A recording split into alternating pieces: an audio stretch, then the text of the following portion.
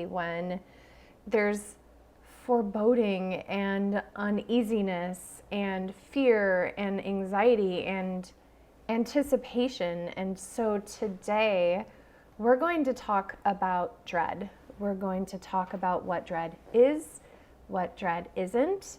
We're going to talk about why we have dread and what you can do about it. And a solution that I'm going to teach you today, it's called the 4 A's for anxiety, anticipation, and dread. So it's going to be called the 4 A's for anxiety, anticipation, and dread.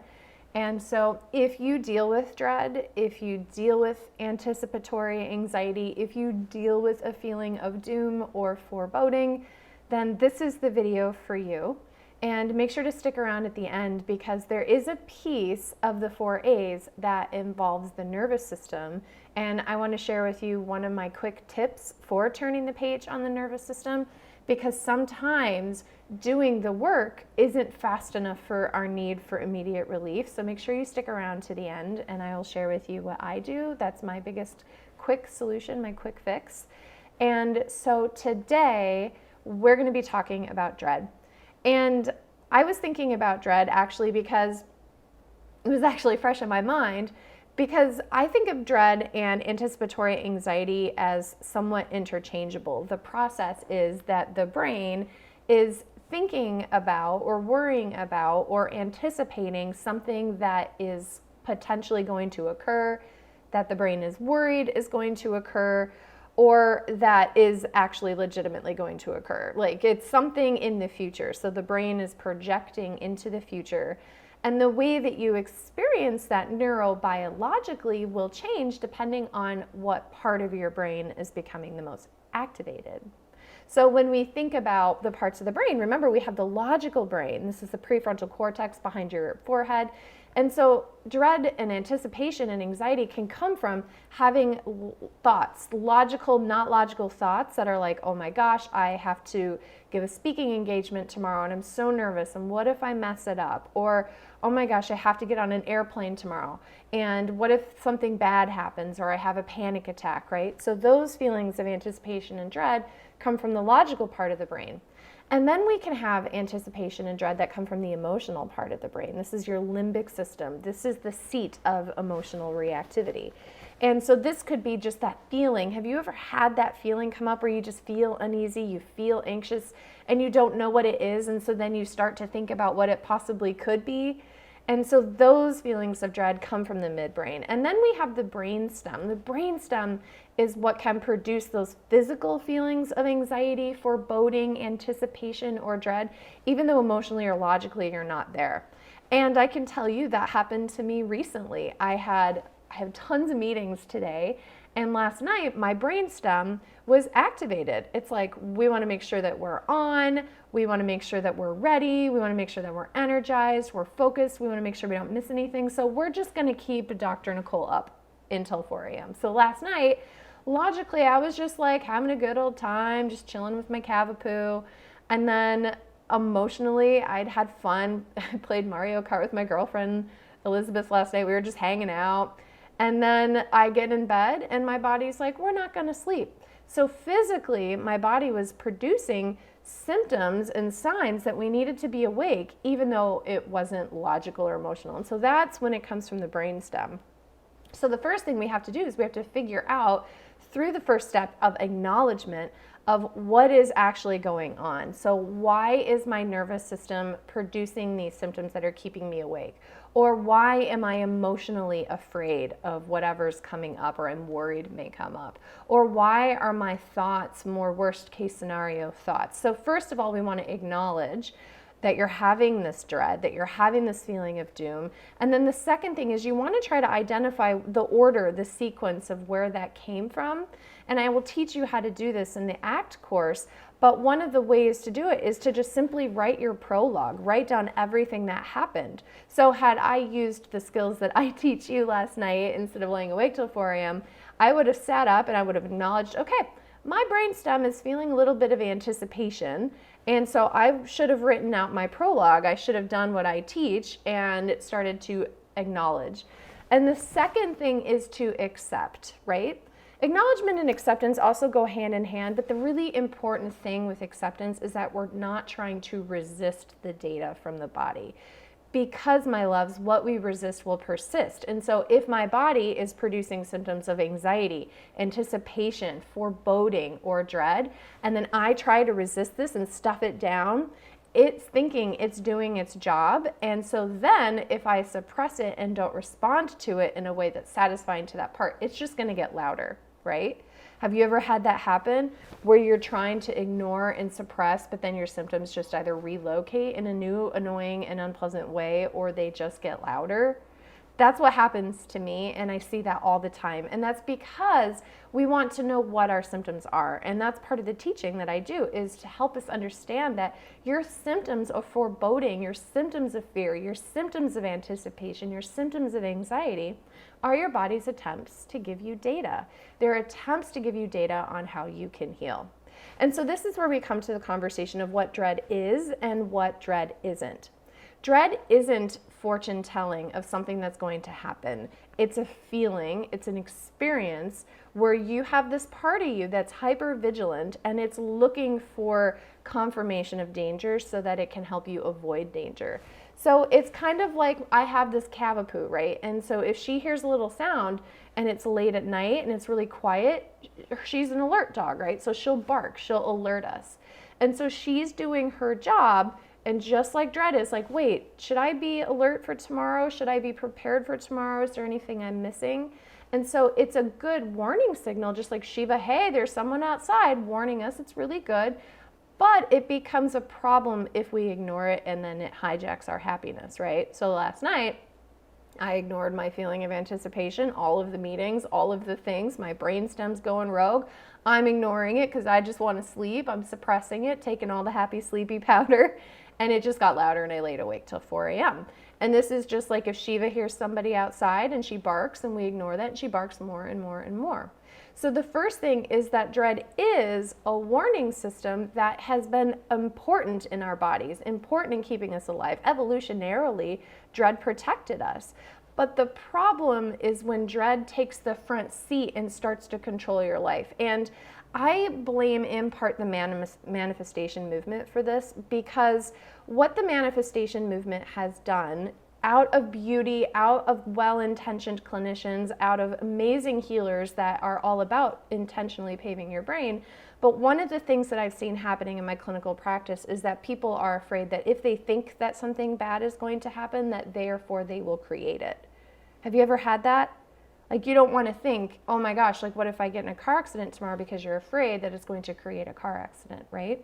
And so dread is not necessarily fortune telling. Dread is not necessarily future projecting. Dread is not necessarily manifestation. Dread is intended biologically to be a warning system that allows us the opportunity to heed its message and then make decisions for ourselves, right? So what dread is it's an opportunity to get data so that we can make better choices for our health. What dread is not, it is not fortune telling. It is not a guarantee of something that will happen, because we don't know the future. The future has not been mapped out necessarily.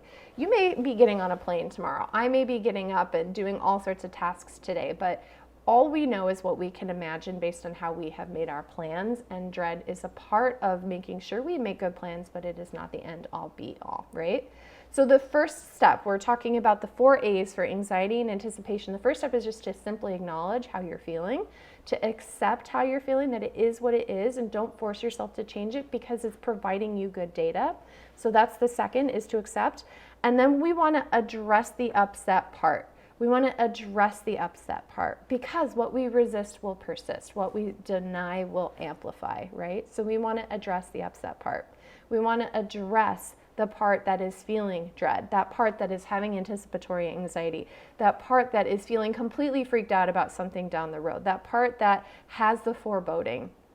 I have a friend, and she is a public speaker, and she's an amazing public speaker, but every time before she goes and does a public speaking event, this part of herself gets activated, and she has tons of anticipatory anxiety. She has terrible stage fright.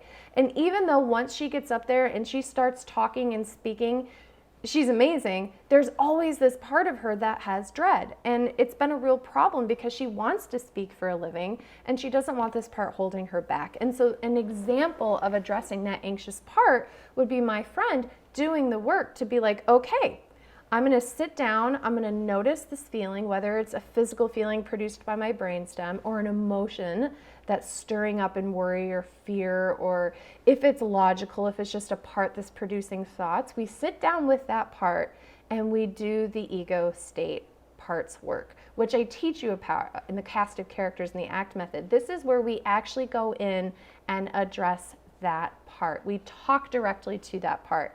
I actually have a 3-minute hack where I walk you through exactly how to do this. The webinar is probably about 25 minutes long, but it will teach you how to address this dread part, and you'll be able to do it in 3 minutes. So if you're getting ready to go and do a public speaking engagement, if you have 3 minutes, you can go into the bathroom, sit in the stall, deal with the part, and what you address will get better. What you address will get less, right? So addressing that part is really huge. And so I'm going to teach you with the 3-minute hack how to do that. You can get to the 3-minute hack by going and clicking on our bio, and then you just simply click on that, and then you'll see 3-minute hack pop up. It's free, so go in and do that. Because if you feel dread, if you feel anticipatory anxiety, if you have public speaking fear, it could be a part of you that is trying to give you data, and maybe that part is running the show, and that part is taking center stage and controlling your life and preventing you from feeling free and happy. And so dealing with that part and honoring that part and helping that part get a new job reassignment would be really valuable for your future. The other thing is that these parts all evolve for a reason. And so maybe something happened when you were younger, maybe something happened a year ago, maybe you had a bad experience that created hypervigilance or feeling like you needed to look for all potential danger. So this part has evolved. And there's this really interesting thing in neuroscience where oftentimes negative events or traumas don't get stored in logical centers of the brain. So let's say that again. Oftentimes, traumatic events don't get stored in logical centers of the brain. So this is why it's so important to understand the neuroscience of anxiety, right? Is that we can think about it all day long. You can do all of the talk therapy. You could do all of this cognitive behavioral therapy. You could do all of that work. But sometimes trauma isn't stored in the logical part of the brain, meaning you can't get to it logically. And so that's why the ego state work is so cool.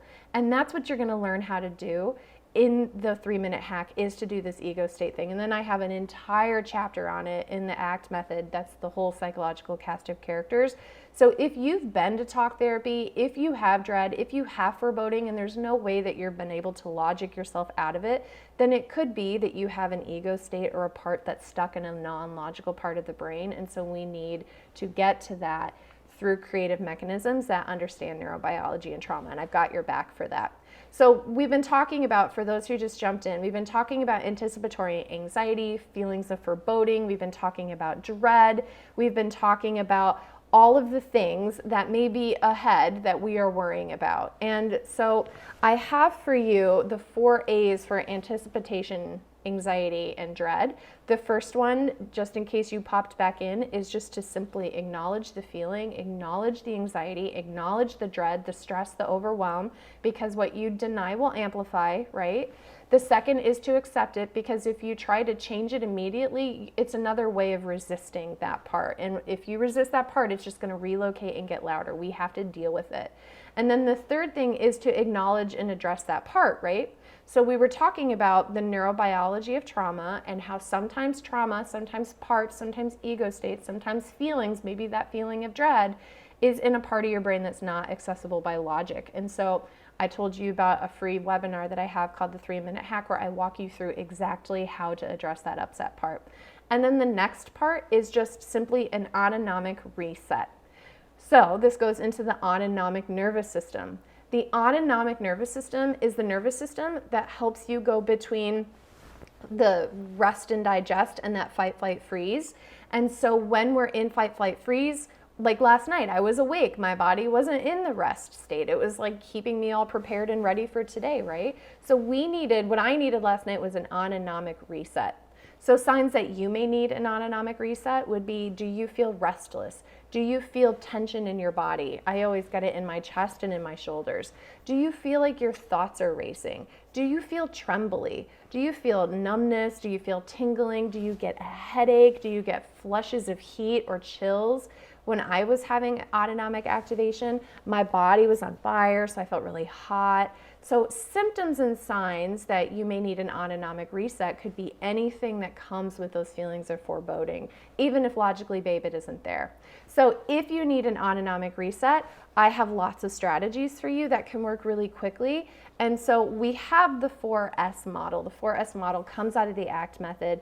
And I like creating mnemonics to remember things. And so the 4S model is what we're going to use to target the brainstem. That's how we target most powerfully your nervous system. So if you have anticipatory anxiety, if you have dread, we're going to go through the other steps, but then you just have to get that record groove out. You have to just change the way your nervous system is, because sometimes we get stuck. So you address that part, you do the work, and then we do a nervous system reset. So the 4S model, number one is we're going to change the scene. You're going to get up and you're going to move. You're going to go somewhere. That's why the 3-minute hack, do it in the bathroom stall. Get up from where you are, go into the bathroom, walk around your building, walk around your house, go outside if you're inside. If you're outside, go back inside. You want to change the scene. There's a lot of important things about changing the scene because our body is constantly reacting to the environment around us, and it creates associations. Every time I smell vanilla, I think of my grandmother's house. And so it could be a positive association, or it could be one that's making you more anxious, right? So we want to change the scene. That's the first of the 4S. So after you do the other 3 steps in the 4A's, the acknowledge the feeling, the acceptance, the addressing that part. Now we're doing the 4S model of autonomic reset. You're going to change the scene. The second thing that you're going to do is you're going to change the scent, because the brain is a very powerful activator through the nose, right? The nose is a very powerful activator. So smelling essential oils, smelling a hot cup of tea. I like to smell my puppy. She just smells like happiness. Or going outside and smelling the fresh air, or doing laundry and smelling the happy smell of clean laundry. Whatever that is for you, change the scent. Cook some food. Whatever you need to do to change the scent that's going on in your nose right now. If you're in an apartment, your apartment may have a certain aroma. Go outside, change the scent, change that. And then we want to sip. And what you sip can be really powerful at changing your autonomic nervous system as well. And so sip will involve temperature and taste. And so temperature, we know that if you're in autonomic activation, that sometimes really cool beverages or really warm beverages can be really good shape shifting for you. And so when it comes to sipping, my favorite things to sip when I'm feeling autonomic arousal is I love botanical medicine. I give you algorithms for picking the herbs that are best for you in the ACT method, but for me, I love lemon balm, lavender, chamomile, kava, passiflora, all sorts of wonderful plants. We actually just did an Instagram post of some of my top favorite autonomic resetting plants, anti-anxiety plants. But a really good tip for you is that if you have something that you need to do that you're anxious about, like public speaking, where you don't want to be sleepy and sedated, is try kava tea. That's amazing. It works really quickly. It will help you feel calm and relaxed without making you feel foggy and shut down. So that's a really good solution for that. So sip. If you want to do warm beverages, I feel like those are really good, especially if you're more vata or kapha in the Ayurvedic charts. If you're more pitta, if you tend to be more hot and agitated when you get anxious, then maybe try an iced beverage. You could do iced herbal teas. You could just do iced water, whatever feels like it's going to balance out your individual body. But sipping can be really good. You're swallowing, you're activating the vagus nerve, you're getting temperatures, you're getting flavors, you're getting smells. And so then the last one is stimuli. And so stimuli, the most powerful thing, like let's say you have dread, let's say you have panic, you have anxiety, and you don't know what to do, and all of these other steps aren't working, and you're just panicking. Number one thing to do comes from Marsha Linehan's tips, which is where you tip the temperature of the body. She's the founder of DBT, Dialectical Behavioral Therapy. We all stand on the shoulder of giants, and so check her work out. And what she talks about to stop a panic attack fast is to evoke the dive reflex by tipping the temperature of your body, changing the stimuli to your body.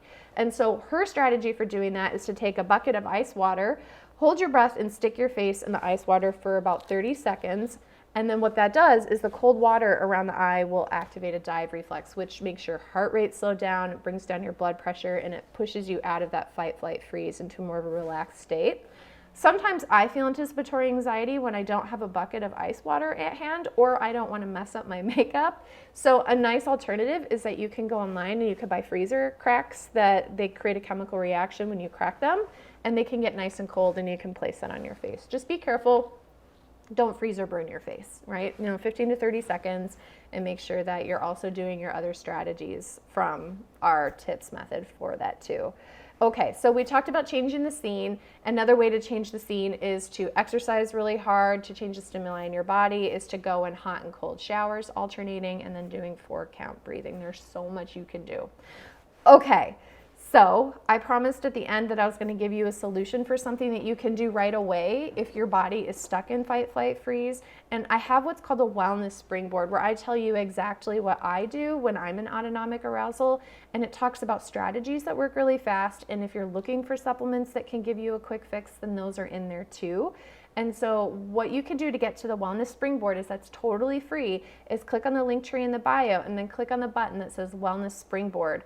And so that is free. You just download it, and that's going to give you what you need to know if you get stuck in an autonomic reset. Remember earlier I was telling you about my girlfriend who does public speaking. She uses this springboard, and it's a game changer for her. That's why she's still able to do the public speaking. And so right now, we just simply have to work on getting her parts comforted and soothed. I also wanted to say thank you so much for your guys' comments.